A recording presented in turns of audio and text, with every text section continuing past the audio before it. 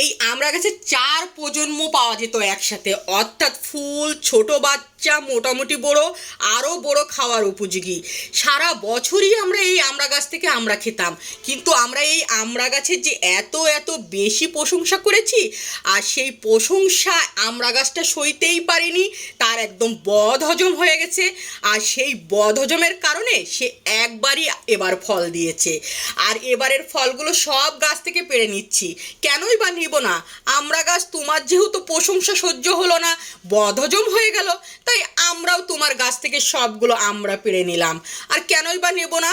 আমড়াগুলো তো একবার পেকে গেছে, দুদিন পরে একদম নিচে যেয়ে পড়বে, ওগুলো তো আর আমাদের খাওয়া হবে না। তাই আমড়া গাছ থেকে সব আমড়াগুলো পেড়ে নিয়েছি। এগুলো আমড়ার কোরমা রান্না করা হবে, অর্থাৎ নারকেলের দুধ আর ডিম আমড়া দিয়ে একটা কোরমার তরকারি। আর এটা গরম গরম ভাতের সাথে খেতে কিন্তু ভীষণ মজার হয়। আপনারা খেয়েছেন কখনো?